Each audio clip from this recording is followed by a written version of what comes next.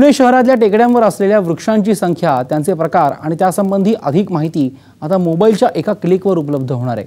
Green hills ग्रुपचे संजय आठवले यांच्या mobile सूत्र या कंपनीतर्फे झाडांसाठी मोबाईल ॲप्लिकेशन तयार करण्यात आलं आहे। या संदर्भात संजय आठवले यांच्याशी बातचीत केली आमच्या प्रतिनिधी नम्रता वागळे यांनी।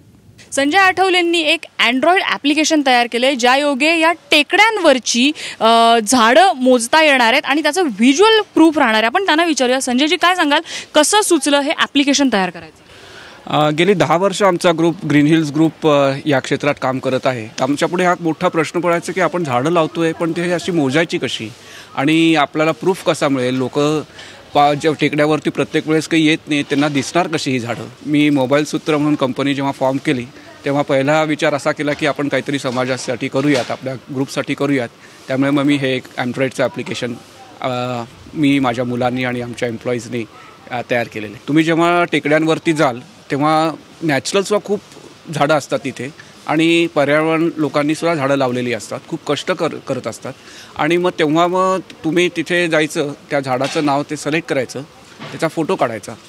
मग ॲप्लिकेशन काय करतं की ॲटोमॅटिकली तो त्या टेकडीचं नाव त्या लोकेशनवरनं नाव डिराईव्ह करतो आणि तो सर्व्हरवरती नाव, त्याचा फोटो, हा डेटा पाठवतो। थोडीशी टेक्नॉलॉजी आणि थोडीशी इच्छाशक्ती असेल तर ही झाडं त्याचा डेटाबेस तयार करून, थोडीशी टेक्नॉलॉजीचा वापर करून त्यांच्यावरती सुद्धा नजर ठेवणं काही अवघड नाही आहे। ग्रीन हिल्स ग्रुपने हे नेमकं सिद्ध करून दाखवलेलं आहे। कॅमेरामन संपत मोरेचा नम्रता वागळे, साम टीव्ही, पुणे।